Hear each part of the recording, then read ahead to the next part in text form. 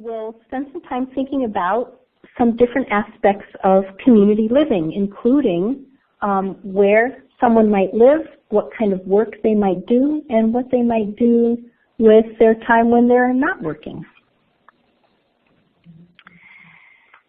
So again, let's think about who are partners in this conversation about community living. So up until now, young adults in most cases have been living with family members or extended family members.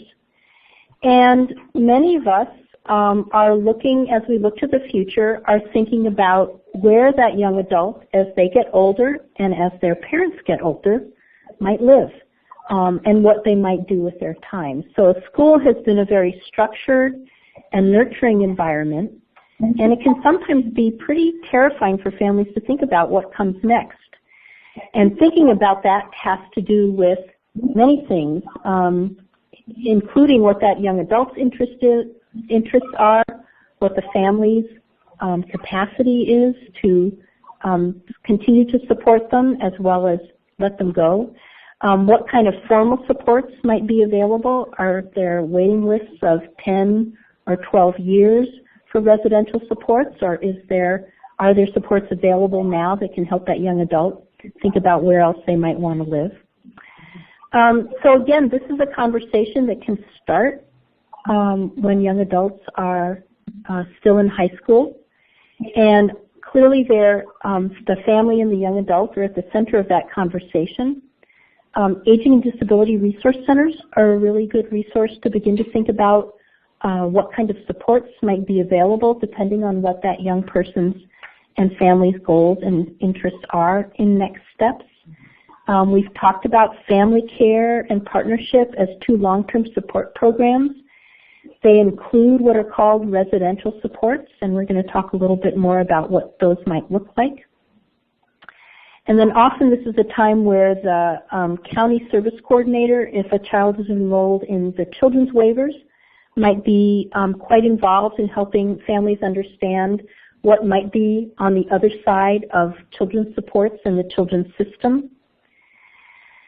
Independent living centers are a really good resource. Independent living centers are often staffed by adults with disabilities or youth with disabilities, and are places where families and young adults can find peers and role models for people with disabilities and what living in the community looks like and what working in the community looks like. So there are a network of 11 independent living centers around the state, and if you Google that, you can find the nearest independent living center to you and ask if they might, for example, be able to connect your young adult or you as a family member with someone who has a similar disability to get a picture of what that might look like. And then we've talked about some of these other resources as well. The conversation often with formal supports might begin with a question about what kinds of outcomes are you looking for. So, and families who have participated in the children's waivers may also have had a chance to participate in conversations that are less about what services do you want and really much more focused on what are your goals, what are your outcomes. And I think that outcomes thinking can also be very helpful as you move into the planning process with IEPs.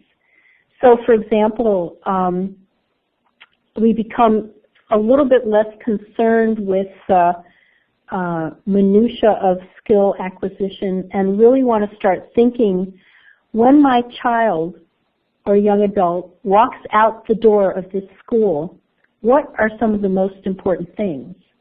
So I shared the example of communication with you. That was one of the answers when I asked that question about my own son. He has got to be able to communicate or he's incredibly vulnerable. And how will he ever participate in a work environment if he has no form of communication? So I sort of stopped worrying about some of the little stuff and started focusing on these really bigger questions about what outcomes are important in his life and how do we start thinking about supports to get there, rather than specifically how much, for example, physical therapy does he need 3 times a week or whatever, and what is that little goal. It's really a time to start thinking about these big outcomes that we're looking for that lead to meaningful lives of participation and connection within communities. So outcomes thinking can be very helpful to begin to use at this time.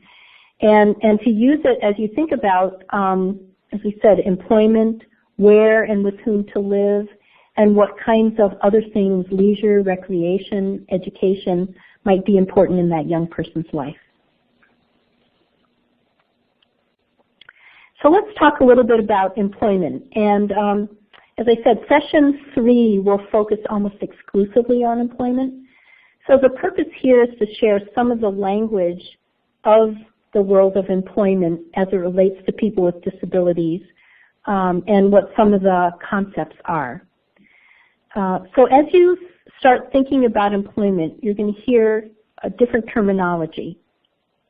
There are 2 sort of broad types of employment that are supported by our long-term support system. One is called integrated and competitive employment. And what this means is someone is working where other people in their community might work and earning wages similar to what other people in their community might be earning. It doesn't mean that the wages are high, but they are competitive wages, so at least minimum wage. The other type of employment that our long-term support system supports and that some school districts utilize is called sheltered employment. And some of the terms associated with that are that students would go to what's called a work center, work with a community rehab provider. Oftentimes they are based in one location, so the person would go to that location. They might not be earning a competitive wage, but what is called a sub-minimum wage, and might be doing work that does or doesn't reflect their interests. Oftentimes, sheltered employment focuses on what are called pre-vocational services that help the individual acquire skills that they would need in an integrated employment setting. Sheltered employment should be time limited, and there should be a plan that helps that person achieve the skills and move towards community-based integrated employment. Within integrated employment, some of the terminology you'll hear is this idea of competitive employment. So a young adult, for example, might need some level of support initially to find a job and be successful in that setting as they learn some of the skills. But those supports might be able to be pulled back, and they might be able to be more independent in that setting without intensive supports. They also might be able to get supports from people who work in that setting to help them, for example, get set up for the day or find out what they should be doing. So they would be participating in a competitive employment setting with some degree of support that could change over time depending on their skills.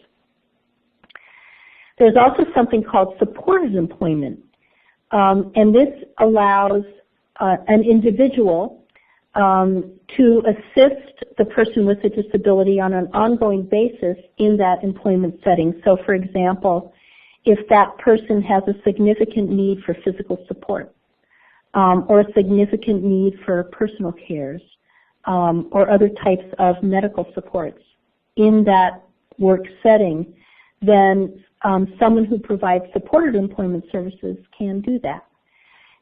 Those also can be intensive and pull back over time, or they can remain at a fairly high level of support depending what that individual's needs are.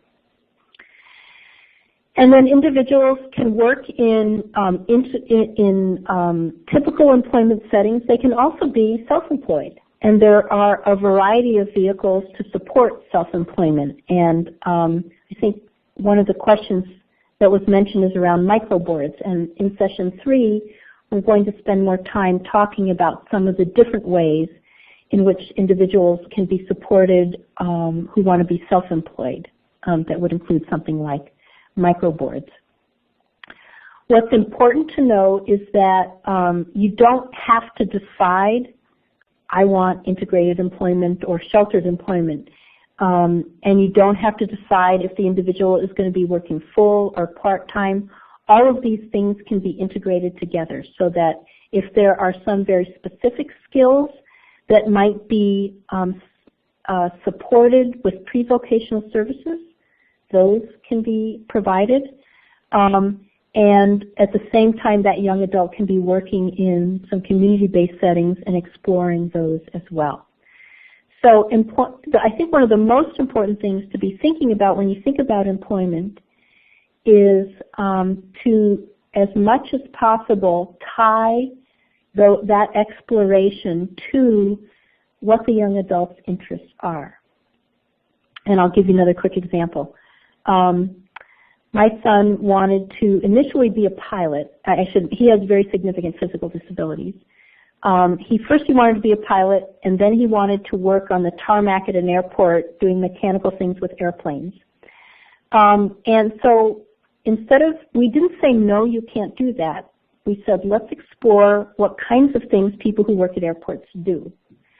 And we eventually settled on information technology, so some type of computer support, which ended up he was fine with. So we kind of took the nugget of interest that he had related to airports and explored it in a way that he's now has a student internship working at an airport, but obviously doing something that also matches his skills and abilities. So working on the tarmac refueling airplanes just wasn't feasible for someone who uses a wheelchair. They wouldn't let him do it, and he couldn't. So anyway, so that's a way to sort of find the nuggets of interest and then see what kinds of careers or employment opportunities might fit that nugget of interest.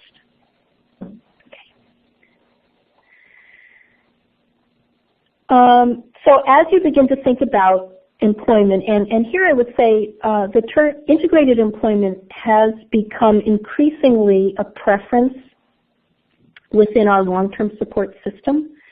So Wisconsin is in the middle of this sort of major shift in expectations around employment for people with disabilities. And I would say school districts are also in the middle of that shift.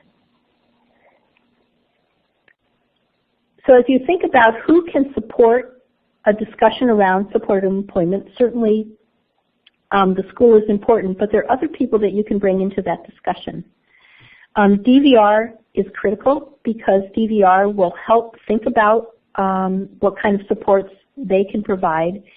And then if family care, the adult long-term support system, is available, family care and DVR together are important partners in funding a plan related to employment. Some of the experts that you might want to bring into the discussion are people who can help find employers who might be willing to employ that person with a disability. Many of our communities don't have a lot of experience employing people with disabilities, so a job developer is someone who can get out there, talk to employers, think about, is there a part of this job the person can do called job carving, and help create some of those opportunities. Job coaches help support that individual in the work setting to acquire some of the skills that they might need. And then who might be able to provide some of the personal assistance needed? It could be someone who already works in that environment or that setting. It might not have to be someone who comes from the long-term support system, for example. And then within all of this are conversations about how flexible can the services that are needed be? And it may be that the services that are needed and supports are flexible enough through family care, but there's also something called self-directed services, which allows greater flexibility in customizing the kind of supports an individual might need. Something else to be aware of, and I know as a parent this was not something immediately evident to me, is that people with disabilities can earn income without losing public benefits. So this is a really important conversation to have. There are what are called disability benefit specialists who can help someone understand the interaction between earned income through employment and public benefits. Some of the, in addition to the disability benefit specialists, are what are called employment benefit specialists. So if you contact the Aging and Disability Resource Center in your county, they can help connect you to an employment benefit specialist. And then through Social Security, there's something called Ticket to Work, and a number of different work incentive strategies that protect access to public benefits. And in most cases, we're talking about Medicaid. People need health insurance, and they need the comprehensive health insurance that comes with Medicaid. We don't want that to be a barrier to employment or, in a sense, to a life of poverty. So the two, there are now many things in place that allow people with disabilities to work, earn income, and maintain access to the health care that they need. So ask questions about how to get more information about these things. So let's talk a little bit about what community living looks like. Young adults are living with their families up until a certain age, and then what happens next? So many of our kids may live with their peers in their communities. They may get an apartment, share rent, share housing. They may live in another community. They may live in your neighborhood down the road. So find out what kind of living situation your young adult is interested in and what vision they have for what they might be doing. Would they be interested in living with somebody else? Are they thinking about living alone and what that might look like? There are a variety of supports for thinking about paying for where someone lives. So part of the SSI benefit can go towards housing or what's called room and board. So part of that check can go towards paying for rent. If 1, 2, or 3 young adults live together, which is not at all atypical for kids of that age, then they are pooling their resources to pay rent. Find out if they want a roommate or if they want to live alone.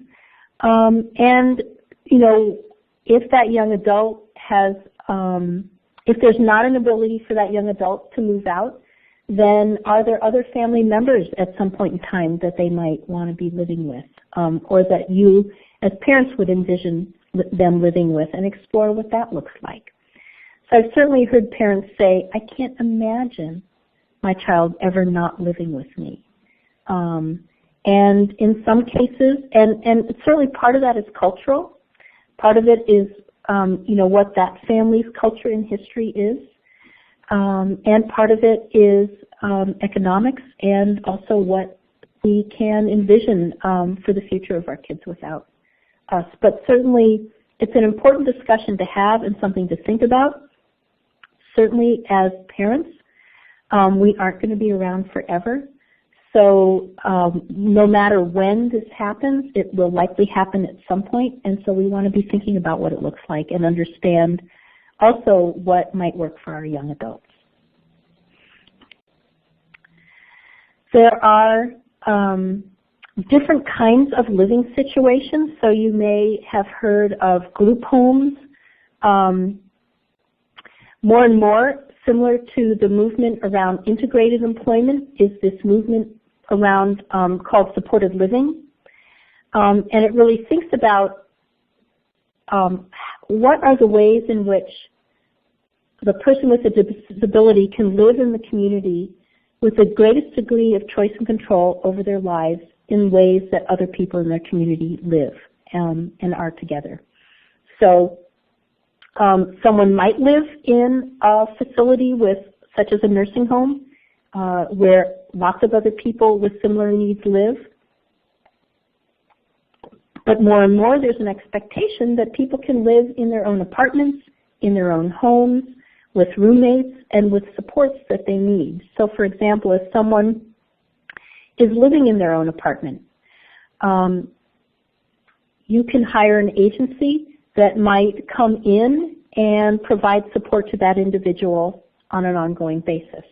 That individual may have a roommate who is paid to provide some of those supports, as well as individuals who come in. So the living arrangements can look all different kinds of ways depending what that individual's needs are.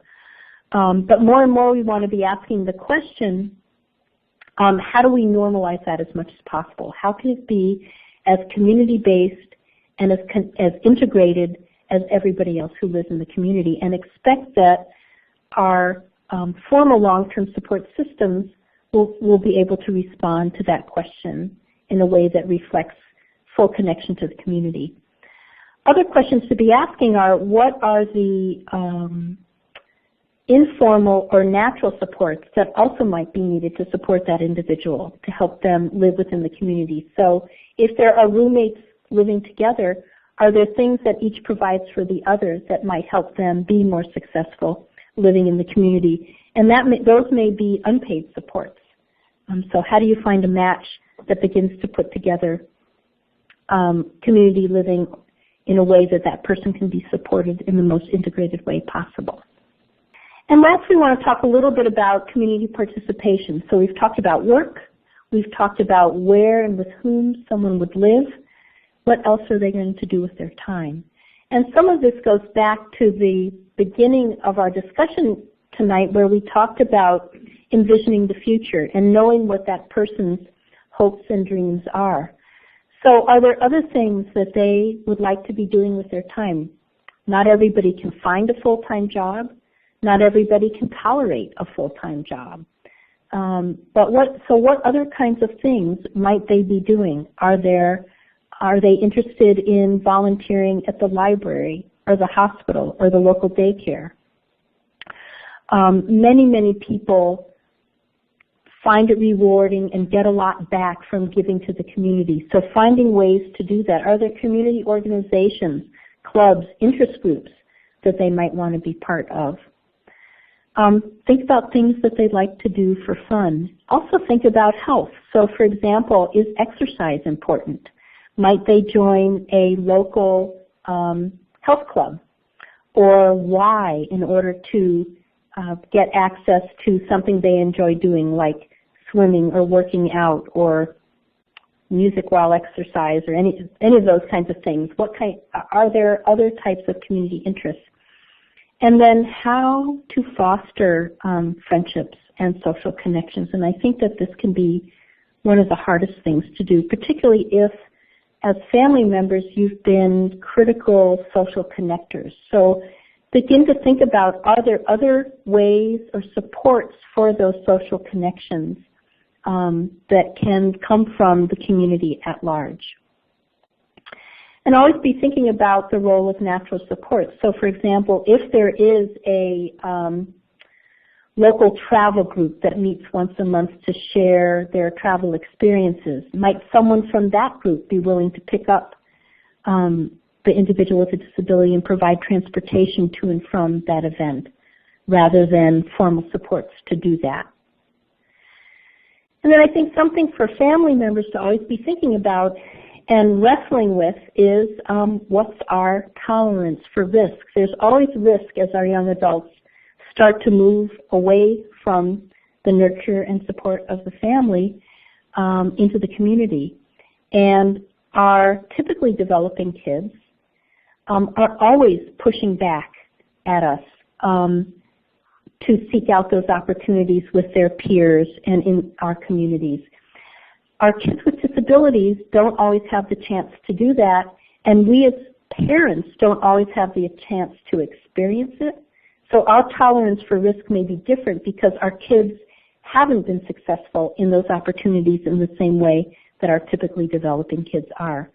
So I think just recognizing that this is a factor in our comfort zone with letting some of these things happen and delegating some of these things to other people and thinking about it and understanding what we're worried about, and at least to the extent possible, addressing some of those worries. So, again, we have resources that may be helpful in thinking about all of these things.